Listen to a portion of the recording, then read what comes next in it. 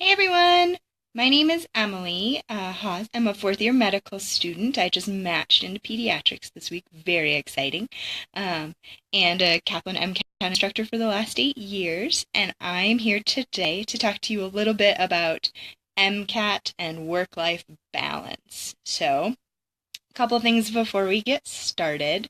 Um, if you have any questions or comments, feel free to go ahead and throw them in the comment feed so we can get to them. I'd love to answer any of your questions. And yeah, this is super interactive, so I'm going to tell you a little bit, but definitely feel free to chime in. So first things first, why am I qualified to talk to you today about work-life balance? Well, before coming to med school, was a Kaplan MCAT instructor. I took the MCAT just like you, although a couple years ago. And throughout med school, I've actually continued to work as a Kaplan teacher and myself struggled with work-life balance in med school and will continue to work on my work-life balance in residency. So, a couple of things first off. Work-life balance sounds like this awesome thing that you either have or don't have. The thing about it is that work-life balance is actually a continuum, right? Some days you'll be crushing work-life balance. Other days you will be struggling hard with work-life balance. So sometimes when you might be struggling a little more, it would be like finals week or, the week before the MCAT might be a little stressful for you. So, important things to think about when you're working on your work-life balance. First of all, everybody's work-life balance is going to look a little bit different. So if your friend is doing something and it doesn't work for you, that's fine. If you're doing something and everybody else thinks you're crazy pants for doing it, that's fine too. As long as it's good for your work-life balance, you rock on and you do that thing. So, like, for instance, for me, important work-life balance things are making sure that I get to talk to my friends and family and making sure that I get to exercise. So those are two things that I know about myself that are really important for keeping me happy, healthy, and feeling like a not crazy person in med school. So other things that you might think about, it's like I have a friend who watches Netflix. Her big work-life balance thing is making sure she gets to watch one Netflix show a day. So even on her surgery rotation, she would crush watching a Netflix show, like while she was getting ready in the morning and while she was eating dinner at night. So if that's your jam, that's your jam. I make it a point to go for a run at least a couple of times a week because that makes me feel good. Some people are really into cooking or baking. That might work for you. It might be knitting or whatever. So I would love to hear about what kind of things you do that are really important for your work-life balance. So feel free to throw those things in the comments so people can get other ideas about what's important in terms of it's hard to say, work-life balance. So, other things to think about. Work-life balance is not something that just happens, right? It's not like I wake up every morning and I'm like, I'm so balanced today. It's just great. It's a thing that I have to constantly strive for. So, a couple tips that can help you with your work-life balance.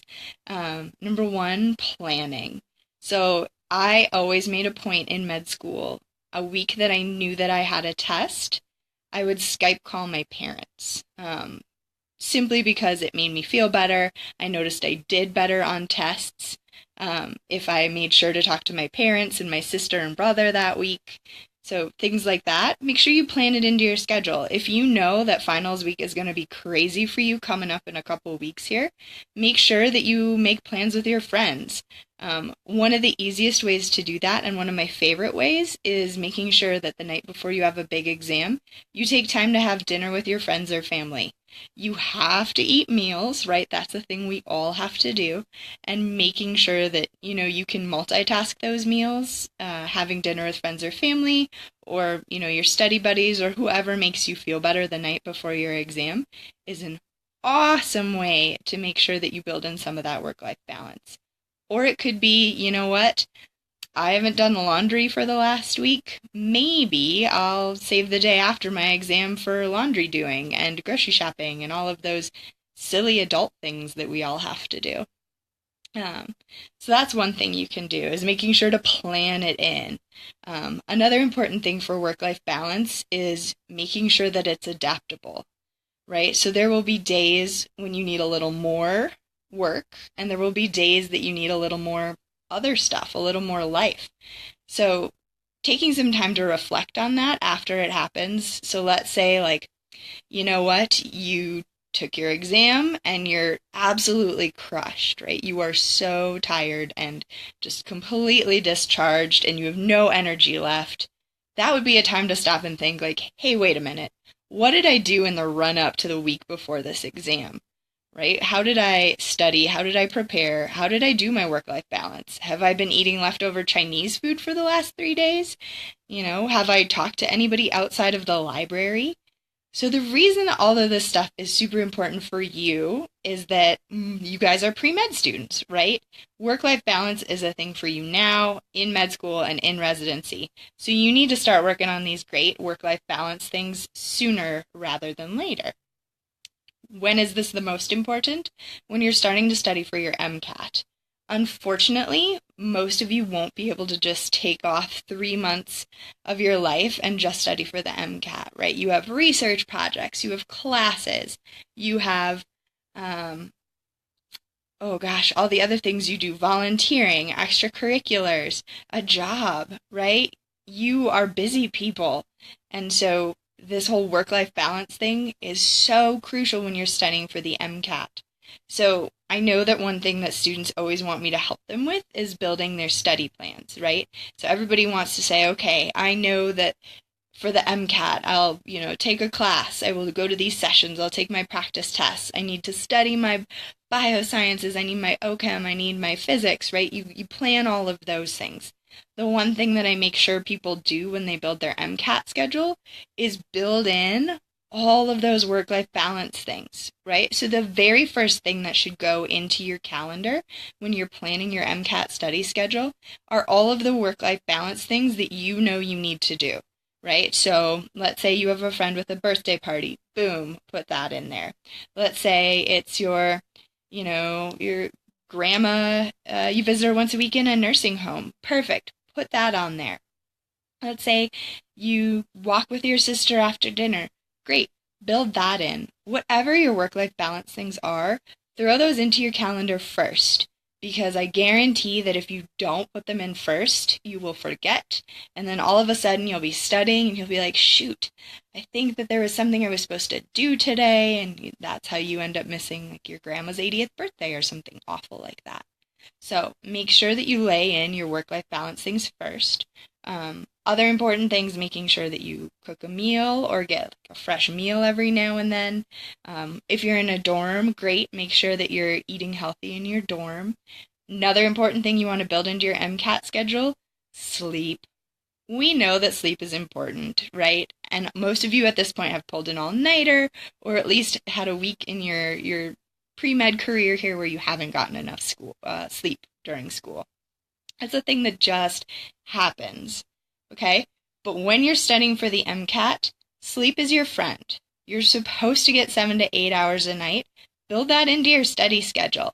If you have like a million things going on, sleep should definitely be your number one priority so that you can do those million things in a day, right? This is coming from somebody who on my surgery rotation, right, you're there at the hospital at 5 a.m. and you leave the hospital when they tell you you can, which could be 6, 7, 8 o'clock at night.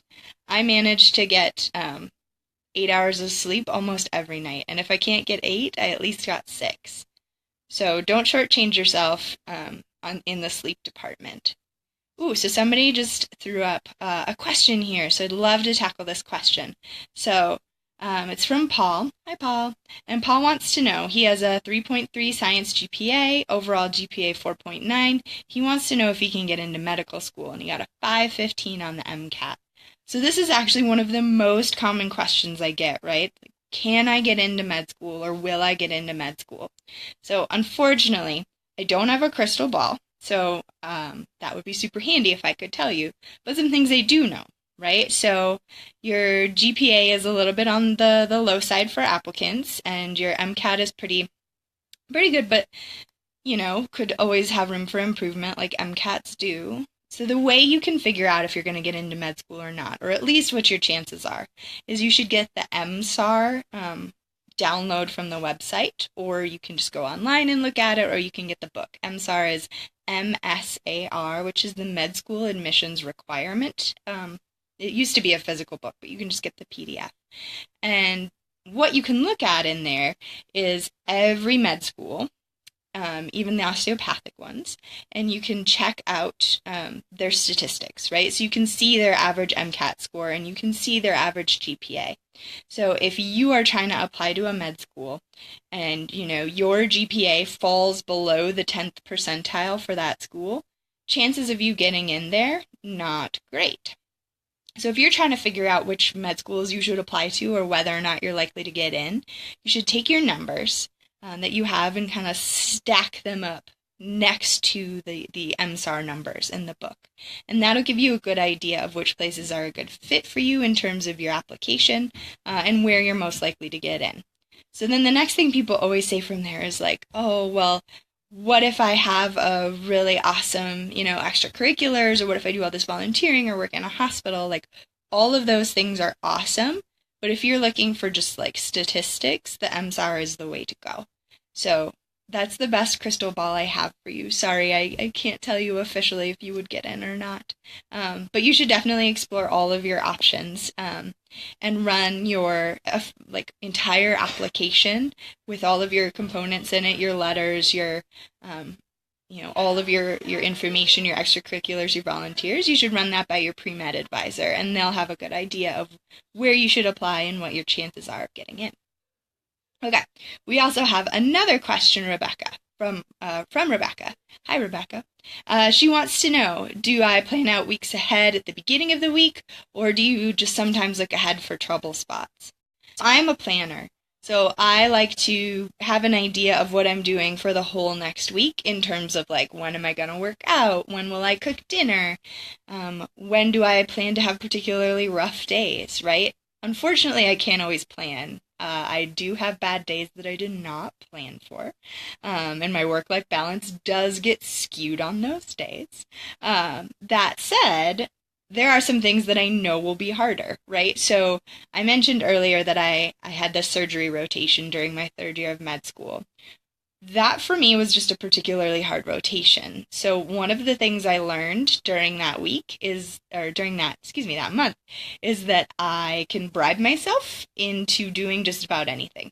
So I would start every day by saying, you know what, if I have a good attitude today all day and work really hard in the OR, I can have ice cream for dinner. So even the hardest things can be tackled just day by day. You can bribe yourself.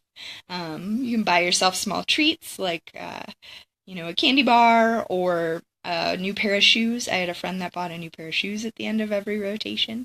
But I realize that this is kind of getting away from your original question. So I have a planner. I plan out my week in advance in terms of work-life balance things, and then when I know that I'm going to have a particularly hard time, like certain rotations that are hard for me, or certain days that are tricky, I plan something bigger around those times. So like finals week is a great example for you guys. So you're going to have a rough finals week. Plan something great so that when you're done with finals, you have something to look forward to.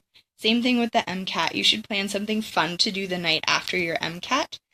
Or the day after, just to get some of that work-life balance back in check. So thanks for that question, Rebecca. That's awesome. We have a question from Chanel. Sorry if I mispronounced that, but hi. Would July be too late to apply to med school if you're still waiting for MCAT scores to come in? So the thing about med school admissions is that it is a rolling process. So you can apply the very first day that MCAS officially opens in June, or you can apply all the way into October, November for some schools. Given that it's rolling admissions, there are more spots available at the beginning of the season than there are at the end. But that doesn't mean that if you don't get your application in on the first day, that you won't get into med school. I had some former students that applied as late as September or October and are still getting interviews. It's a really individual process. But if you can, earlier is better than later. But if you're waiting for your MCAT score, if you're hoping to retake the MCAT and boost your score up, you can always apply a little bit later. if you're going to apply in July after your MCAT scores come in, or August after your MCAT scores come in, do make sure that every other part of your application is ready to go as soon as you get those scores. So make sure your letters of recommendation are uploaded and ready to go. Make sure that your activities list is in there. You've written all your little blurbs. Your personal statement has been proofread a million times and is uploaded. All of those things, you want those to be ready to go as soon as your MCAT score hits. It's an awesome question. Next question is from Viola. Hi, Viola. How often should you take practice exams? So my rule of thumb for practice exams is that when you take a practice exam, you need to have enough time after that practice exam to review it, right? So you want to make sure you know where your mistakes were. Was it a content issue? Did you struggle with timing? Did you do pretty well in one section but really bomb another section? So you want to look at that. So, some people that takes 3 hours the day after the exam. Other people it takes 2 or 3 days, right? Especially if it's the first or second time you're taking a test and you're not quite in the habit of reviewing your practice test yet. So you have to have enough time to review your test, because if you don't review it, you can't learn from your mistakes. And then once you've figured that out and done that reviewing piece, you then need to take steps to address it, right? So if your problem was timing, you need to do some more passages that are timed. If your issue was content, you need to review your content.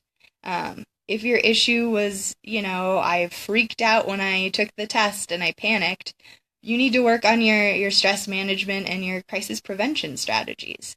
So first, you need to review your test. Second, you need to practice the things that you were struggling with.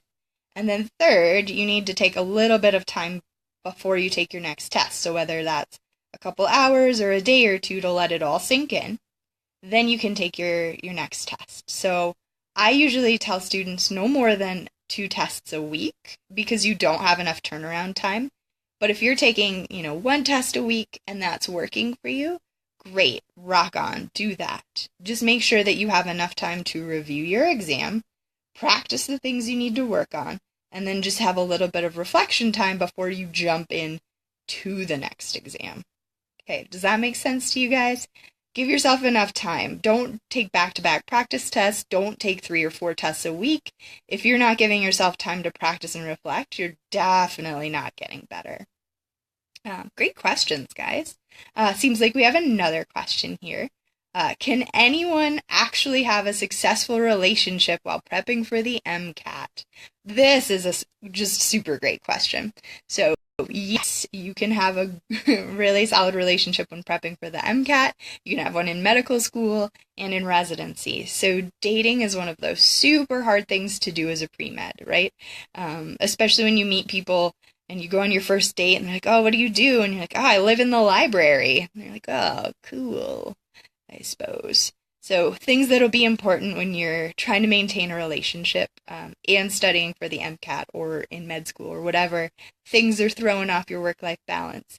You want to make sure that you have really good communication.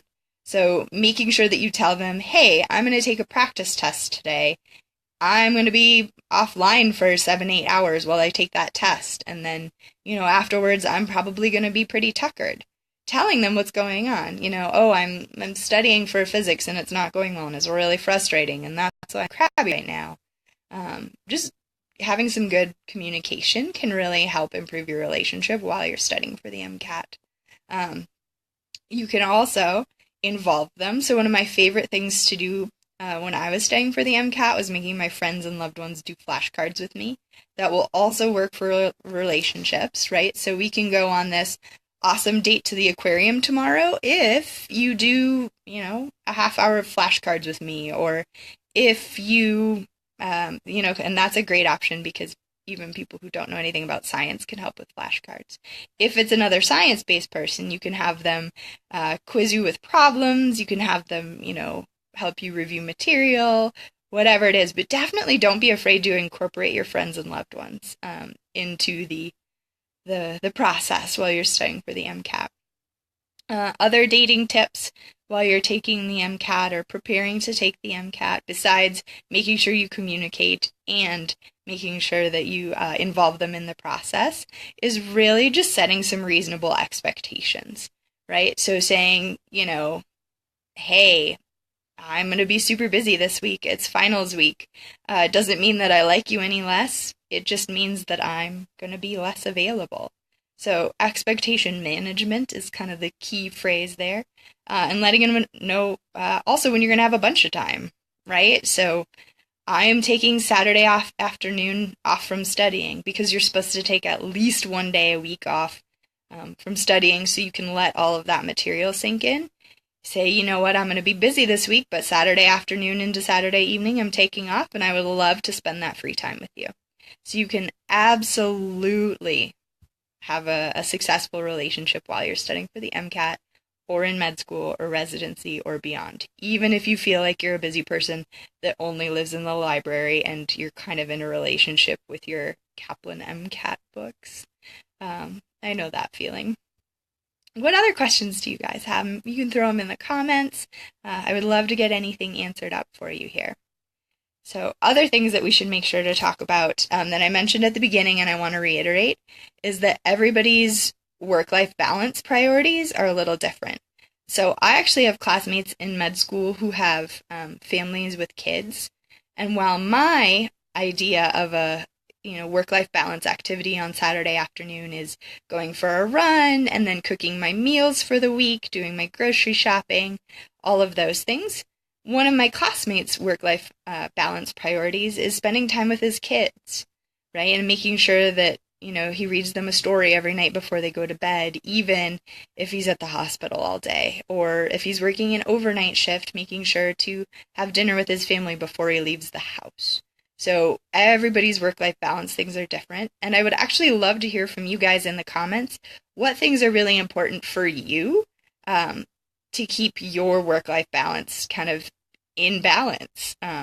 What's important to you? Do you need to go to concerts once a month? Because some people, music is really the thing that's good for them. Do you need to go to the movies? What things make you feel like you and make you a better student?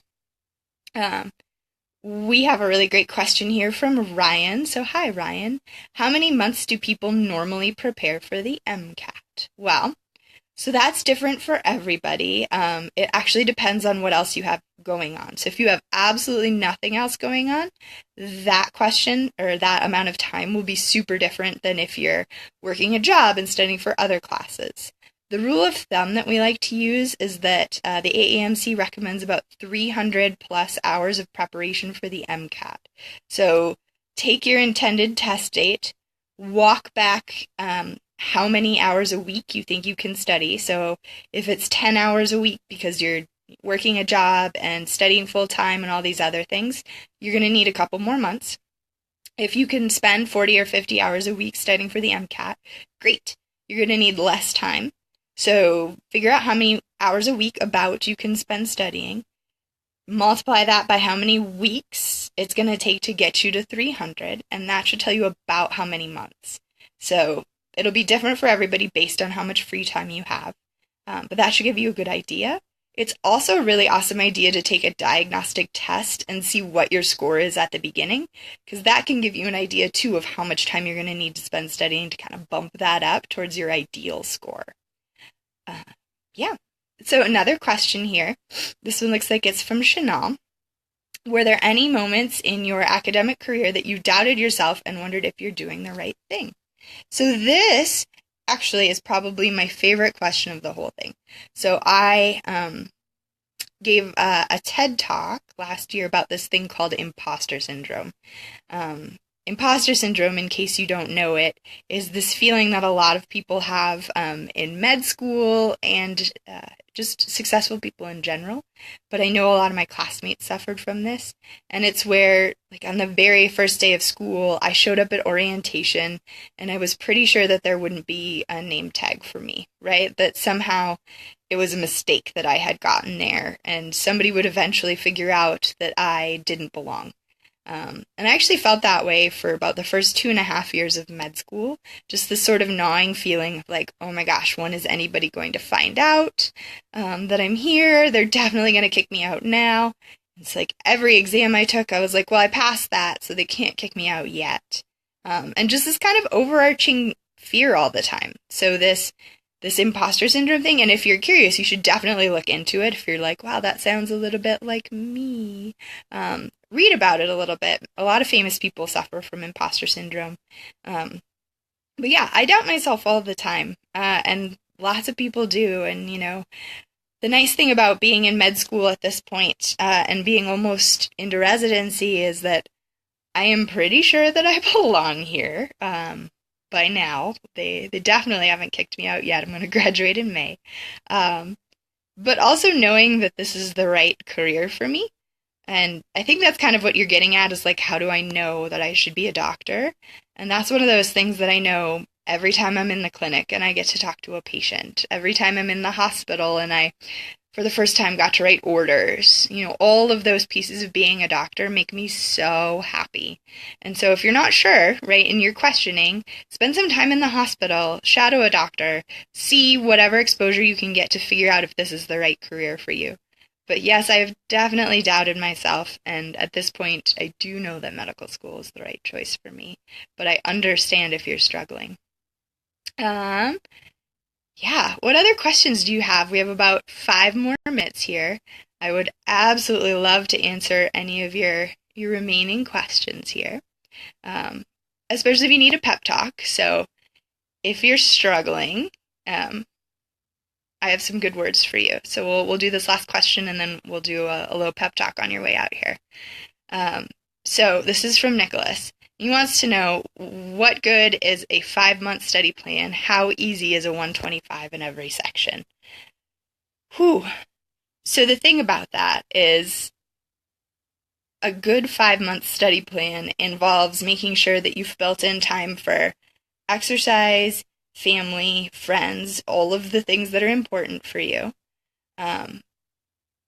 You want to make sure that you have a good study strategy. So a lot of people spend time just kind of flipping through books and not really testing themselves. So make sure you have a good study strategy, and that's something you want to talk about with your Kaplan instructor or with your pre-med advisor to make sure that you're studying effectively. Your study schedule and plan should also have built-in practice tests, and should just include some time for reflection, days off, letting things sink in. So that's a good 5-month study plan, is to build all of those in and then kind of figure out which areas need more emphasis. So for me, I always had to spend a little more time on OChem than I did on biology to figure out what your strengths and weaknesses are there. And then this next piece here is, how easy is a 125 in every section? Nothing on the MCAT is easy, but it is doable. People do it every MCAT administration. So if you work really hard, it is doable, but I don't think it's ever easy for anyone. Yeah. There's another question here that says, I'm planning on studying every day. This is from Angelica. Every day for a year for the MCAT. Does that sound like a good idea or not? Every day is not a great idea. You do need to take some days off. So make sure you take at least 1 day a week off to let that info sink in. You want to make sure that you're building in time for those practice tests and for that work-life balance. So I don't recommend studying every day for a year for the MCAT. It's just not a sustainable thing to do. You can study all year for the MCAT, and if it works for your schedule, great, go ahead and do that. But absolutely every day is not your best approach. Hopefully that makes sense. Okay, so I promised a pep talk for the end. So for those of you who are sitting here and saying, you know what, I'm facing down the barrel of studying for the MCAT.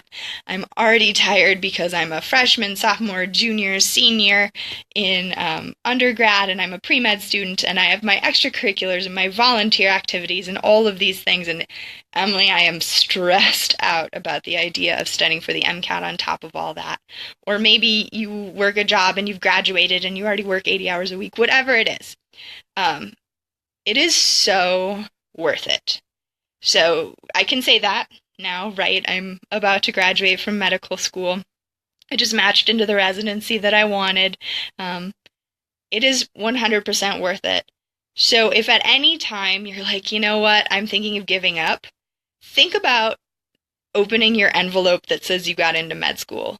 Think about the first time you get to introduce yourself as doctor or whatever your name is.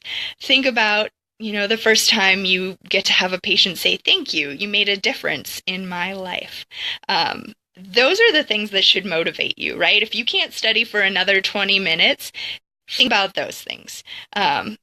Just use that to kind of propel you forward. Mine was always opening my envelope saying I got into med school. It's easily one of the best days of my life.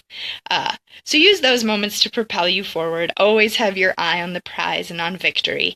And if you need help, Kaplan instructors are always ready to help you and give you a pep talk and get you to that MCAT finish line so that you can have acceptance to med school and eventually your dream job as a doctor. And I can say that because I, back in the day, was a Kaplan student and scored well enough on the exam after my Kaplan class to teach for them. And so I have a lot of personal experience in that realm, and I'm about to start my internship as a real doctor. So it works. You can do it. I promise. Yeah, always feel free to come to Kaplan for help and advice, and rock on, you future MCAT stars. I look forward to meeting you when you're doctors. So good luck.